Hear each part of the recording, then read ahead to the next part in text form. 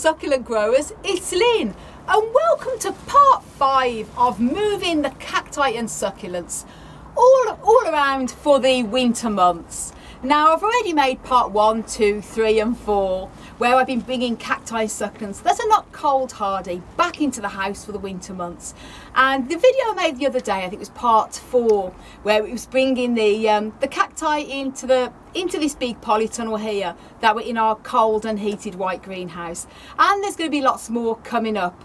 In today's video, I'm happy to say I'm not going to be back and forth in and out the polytunnel. Today I'm going to be focusing on inside this big green polytunnel, which is our main polytunnel that we house the majority of our cacti succulents for the winter months. And we're going to be focusing on today on the epiphytic cacti that are in the hanging baskets that need to be hung up for the winter months. Now, first of all, I want to give a very special thank you to my wonderful partner Hans, who is behind the camera filming, so I can actually be in one of my videos today, guys. So hope they see me today, and thank you, Hansi, for filming. And don't forget to go and support Hans and do subscribe to his channel as well, Plant Daddy, and don't forget to subscribe to me too. Now, I've made a video already on how to prepare your cactus for the winter, and I've also made a video on how to overwinter your cacti and succulents, and I've made a special video for epiphytic cacti on the minimum winter temperatures for your epiphytic cacti. So all of them videos I'm going to put down below in the video description, as well as some up above on the like, and you can click on for information. Getting a lot of information on there on how you can overwinter your cacti and succulents and prepare your cactus for winter. So then, this is what I've got to work with today. We have a lot of our large epiphyllums that were out in the yard on the hanging racks for the spring and summer months. And we bought them in a few weeks ago. We've just put them all onto the floor because we have to put them up onto the racks here. And we've also got a lot of our epiphytic cacti, such as slumbergeras, commonly known as the Christmas and the Thanksgiving cacti, such as these ones here. And they're all coming into bud, lots of buds. This is my very old, possibly 70-year-old Slumbergera truncata that is all in bud. And this is my a mixture of different types of the true Christmas cactus, Slumbergera buckleyi, and no signs of buds on this yet because this is a little bit of a late bloomer in sort of December, January for me.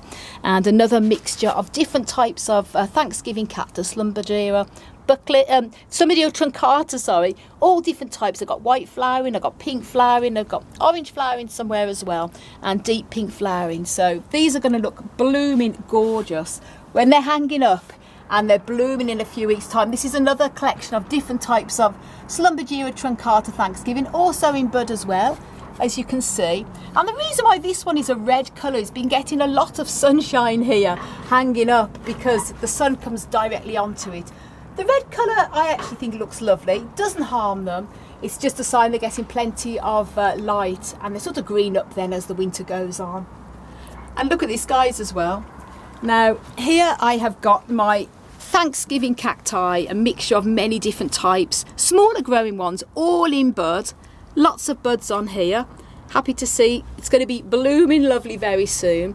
All of these on here as well, white flowering, pink flowering, yellow and orange, orange flowering, not yellow, and my white flowering one as well. That is all in bud, all here. So very excited. Obviously these are going to stay here. I don't need to do anything else with them. I just wanted to do a little update on what they look like while I'm talking about all the epiphytic cacti. I also want to mention, if you want to know the difference between an epiphytic cactus and a desert cactus, if you're new to growing cactus, I've made an in-depth video on how to tell the difference between an epiphytic cactus and a desert cactus. And for example here, this is an epiphytic cactus. It does look very, very different to the traditional type of desert cactus you see. This has got loads of little berries on it because it was flowering in the springtime, and it's so lovely to see all these gorgeous little berries all on this ripsalis here, and this one as well. Very wacky plants, and as I say, do check the videos on how to care for them and also the minimum winter temperatures for your epiphytic cactus. More epiphytic cacti here. Some of them are probably going to stay here because they're not on a hanging. They haven't got the hangers on, but this one here is going to be hung up as well. And I'm probably going to be pruning these back in another week or two as well, and taking cuttings of these because it's good to keep them compact. I normally recommend taking cuttings for most cacti succulents around the spring, but the trouble is epiphyllums, they come into bud from February for me. So if I was to take cuttings in the spring, that's going to be when they're coming into bud. So it's much better to do it in the winter and then just leave them to rest, and then they'll form new growth and come into flower in the springtime. So this is what we got to work with as well. This big epiphyllum Akamani has gorgeous red flowers in the spring and summer. Again, I might need to prune this one back as well, and I'll film a little video when I do, and it's going to look a bit more compact, and then it'll be all ready to grow into a nice shape in the springtime. So I just want to show you what I've already done as well. Some of my smaller growing epiphytic cacti. I'll just come around here. The smaller ones that I've got here, these ones I've actually put already onto this black plant stand here. These are smaller epiphyllums. Many I've grown from seed, and many that I've been given from cuttings as well. So they're going to overwinter really well here. These epiphytic cacti, a little bit different to the desert type of cacti, because I will still need to lightly water these over the winter. So that's why I've got them here. It's easy for me to get to without having to put any water onto any of the other cacti. So here we go then, guys, let's get going. Now Hans is going to be putting them up onto the rails because he's nice and tall. I'm only 5 foot. Yep, Hans is also saying as well, if you like his funky tank top, then do go over and check out my fun and funky cactus merchandise on my Teespring store. Lots of things on there. Links will be down below in the video description and also below my videos. If you click on one of my merchandise icons, it will bring you straight to my Teespring store. Every purchase really helps me, as I get a percentage every purchase bought to help support my channel. So I think they're funky merchandise. So here we go, Hans is going to lift up the first one here. This is the Epiphyllum anguliga, commonly known as the zigzag cactus. Was blooming beautiful a few weeks ago, as it's more of an autumn bloomer. And that's going to be hung up there. Happy days, that's the first one. Hans is lifting the very large Epiphyllum pegasus. And this particular Epiphyllum has the most gorgeous purpley bright, sort of pinky, shocking purpley pink flowers in the springtime. So that's going to overwinter very lovely on there. Next one here is our Epiphyllum, I guess, is it Mrs. G. Beam, or is that Epiphyllum Chi Castanengo? One of them anyway. And that one, Hans has just been taking out the weeds because obviously they've been out in the yard for the spring or summer. Good to de-weed the weeds out of them. Happy days. Good job, Hans is a big strong man.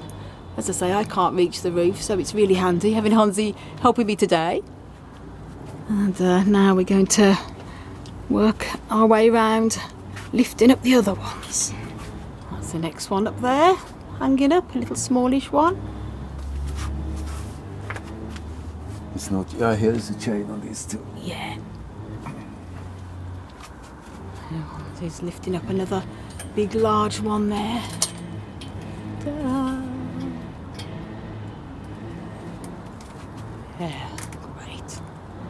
He's doing a great job there. It's a good thing about epiphyllums, you can hang them up. Now the big Christmas cactus, Schlumberger Buckley. Where do we put this one, I wonder? There we go, perfect there. And when this sort of flowers in the December, January time, it's going to be gorgeous display. And that's the basket of Schlumberger truncata, all the mixed flowering ones, different colours, all in here, hanging up there. And this is Ripsalis Pilocarpa, beautiful variety here. And it's the reason why it's got the red colour on it, because it was out in the yard and it was in a sunny position, so it's got a lot of red on it. Just have to take out the weeds, because obviously they've been out in the yard, so these weeds need to come out. That's better. And this is a bit of a winter bloomer as well. Has lovely little beautiful white flowers on it, gorgeous, and then it produces little berries, little bright red berries a few weeks later. Woohoo! Move this over here instead. Yeah, we'll move that one now. So, a bit of a manoeuvring around in the polytunnel, and it's great that we got a lot more floor space now. Look at this, guys, loads of floor space. And the reason why I wanted to bring the epiphyllums, lift them up now, is because then it means we're going to have a lot more floor space, and then we can bring the tall Trichocereus that's in our white polytunnel. In the next few days we can bring them up in here and then put them all at the side, and then it means they're all sort of put away for the winter. This lawnmower here is going to be going into our white polytunnel as well, and then that's going to leave space under there to put the big Ackermanni in, but we can't do that just yet until we've removed all the tall Trichocereus. So we just have to rearrange some of the ones now that's on the floor. Woohoo, that's all the epiphytic types of cacti, the Schlumbergeras and epiphyllums, Rhipsalis. They were on the floor, all put away for the winter, all hanging up. Going to do very well over here for the winter months. And as I say, the Schlumbergia Buckley, the true Christmas cactus, got a few different types in here. That one is going to be blooming lovely soon. And the true Christmas cactus has the scalloped leaves. And I've also made a video on how to tell the difference between a Christmas and a Thanksgiving cactus. So if you want to know what type you have and what's the difference, do also check that video out. Links will also be up above and down below in the video description. And then I have my Thanksgiving cactus, Schlumbergera truncata, that has the more serrated leaves. There's all different types in that basket, all in bud as well, as I have my very large old one as well as my other smaller ones. Now I've still got some epiphyllums here on the floor, but what I'm going to be doing is when I bring in the tall Trichocereus cacti from the white polytunnel into here, there's room here, I'm going to push a lot of them back, then I'm going to put a lot of these smaller ones over them so to save on space as well.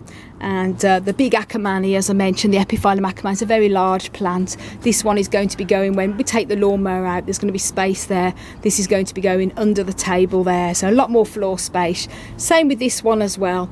This one I'm going to be taking out the dehumidifier soon, because I'm going to have to start using that soon.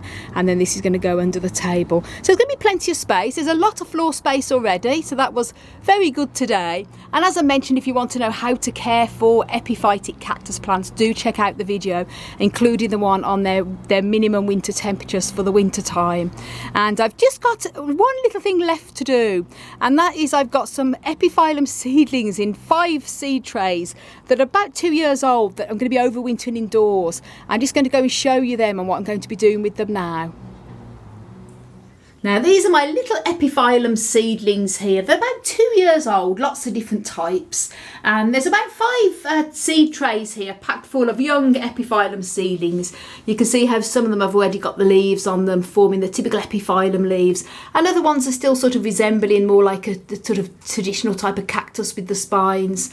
And these I sowed in 2020. They're going to need to be obviously all potted up into put in their own little pots next spring. And I've got a little plant stand here, a little stand that I'm going to be putting them on and then keeping them out the back here to overwinter. I'm going to still keep them lightly watered, obviously, and I'm going to show you what they look like when they've been put onto this stand. Now that's all the epiphyllum seedlings on this stand here to overwinter. And they're near quite a bright window there, so they should be okay to overwinter here. I've got the biggest ones on the top, and then the other ones underneath. A little bit more shade for them, but they're smaller ones. But they'll be absolutely fine. When the sun comes through, it goes right over to them.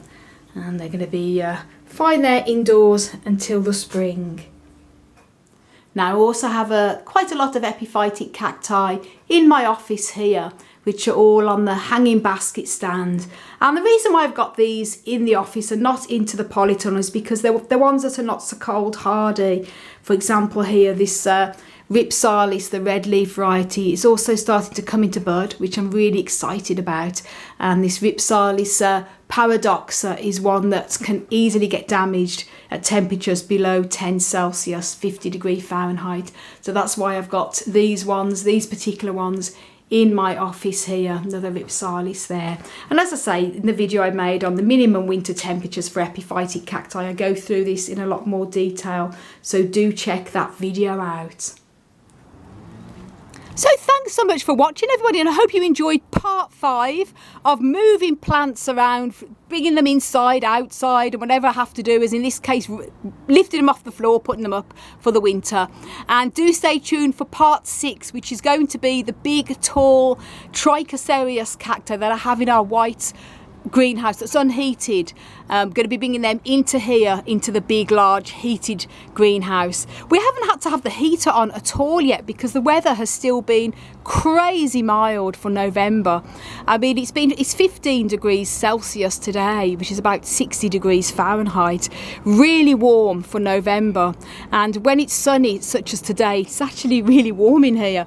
But obviously I hope the temperatures do start to drop soon because the cacti need to feel that dormancy, but at the same time it's great because it saves having to worry about having the heater or even the dehumidifier on. We've been able to have the doors open on the days like this, and it's great to ventilate, which has been fantastic. So thank you so much for watching. For lots more tips and tricks, don't forget to subscribe to my channel. Don't forget to click the notification bell. You can also follow me on Instagram, Twitter and Facebook at Desert Plants of Avalon. And for more growing tips and care tips, do check out my website for regular articles, desertplantsofavalon.com. I want to wish you all an amazing plant-powered